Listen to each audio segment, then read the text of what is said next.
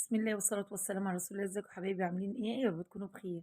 فراخ مشوية ولا فحم ولا ده ولا حاجة كده جميلة. مالكمش دعوة بالفرخة المعرقبة دي. طبوا عليا ضيوف على غفلة فاضطريت ازود فرخة. هي دي اللي كانت عندي. بصوا ما شاء الله. اللهم بارك. بس كده غسلاها طبعا نقع بمحلول نقع ومخليها زي الفل.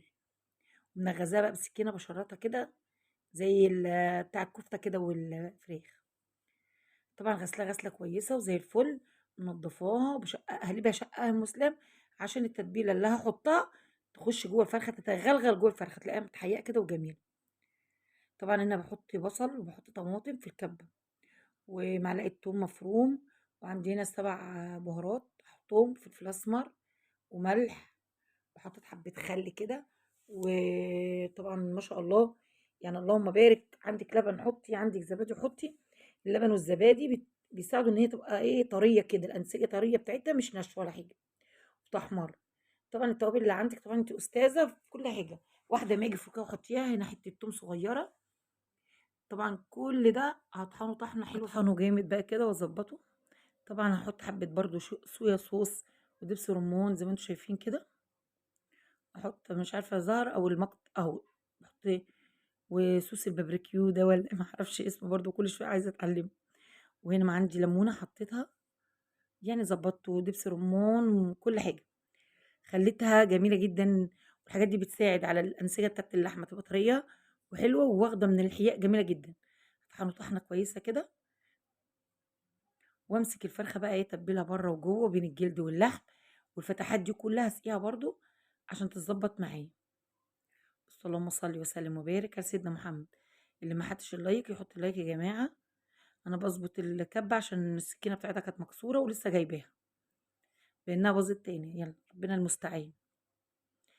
طبعًا أنا صفيت الفرخة، في نفس الوقت كده أنا عمّالة أضبّط وأعمل الفيديو والكلام ده. بُصّوا، السكينة مش عارفة فيها إيه، عمّالة أضبّط في الكبة وأعمل وارفع ما فيش فايدة. قعدت أحاول ضحينا بالأم والأب عشان الجنين يعيش، لحد ما بُص اشتغلت. بس اشتغلت إيه، بالعافية. مش عارفة ليه كده. ما ليش حظ، أنا كل شهر باغيّر سكينة للكبة، ليه ما أعرفش. هنا بقى طحنتها جامد كده، وأتبّل الفرخة من جوّه، أغلغل بقى التتبيلة كلّها. في الوقت ده بقى يا جماعة وأنا باتبّل، جات لي تليفون إن في حد جاي لي. طَب أعمل إيه يا ولاد؟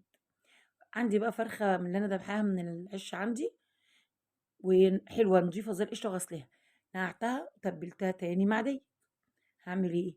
ما لازم، مش معقولة ناس هتاكل فراخ وناس تاكل أكل تاني يعني. ما شاء الله كده أهو. أنا عندي الحامل دوّة زي ما أنتم شايفين. طبعًا هنا كنت تبّلت إيه، الفرخة التانية أهي معاها. عندي حامل واحد، هاعمل إيه؟ عندي برطمان إزاز حطيت فيه مَيّة، ممكن تعملي على إزايز بيبسي خلّي بالِك. بس أهم حاجة تعبّي إزايز البيبسي مَيّة وما تقفليهاش وتلبّسيها فيها. فأنا ما عنديش إزاز بيبسي صغيرة، رُحت ملبّساها في قلب برطمان إزاز. الجيش قال إيه، اتصرّف. والتتبيلة رُحت حاطاها في الصينية وهازوّدها مَيّة سخنة، طبعًا عشان المَيّة بتساعد إن الفراخ تستوي بالبخار. دي بتبقى مشوية اللهم بارك أكنِّك جايباها من برّه. ممكن بقى عايزة تحمّري فحماية وتحطيها تطلّعيها في صينية وتحمّري فحماية وتحطيها وتغطّيها بورق فويل، تبقى بسم الله ما شاء الله أكنِّك جايباها من برّه. بس طبعًا أنا طلّعتها ما كانش في وقت للفويل ولا في وقت إن أنا أعمل فحماية. جعانين يا تيتة، جعانين يا تيتة. هنا باحط مَيّة مغلية كده في الصينية ومولّعة الفرن سخن كده وهادخّلها. بُصّوا هنا دي اللي على البرطمان وقعت إزاي. طبعًا البرطمان صغير مش جايب الفرخة من فوقها لتحتها. فطبعًا الحمد لله إن هي استوت وطلعت كده. ودي اللي على الحامل أهي اللهم بارك. ما شاء الله زي الفل، زي الفل. وعاملة بتنجان طبعًا مخلل. طبعًا أنا عاملة ساعتها عاملة بسلة وعاملة رز وعاملة ملوخية، فطبعًا أنا مش مصورة معاكم إلا الفراخ. والبتنجان حاجة كده لزوم فتح النفس. إيه رأيكم؟ بُصّوا عسل. وورك كده فرداني كنت حاطاه شاوياه كده على الشبكة، عشان العدد بتاع أسرتنا يعني عددنا.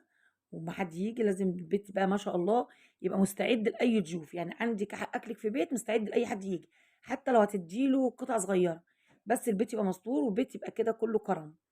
يالّا أسيبكم في رعاية الله، والسلام عليكم ورحمة الله وبركاته.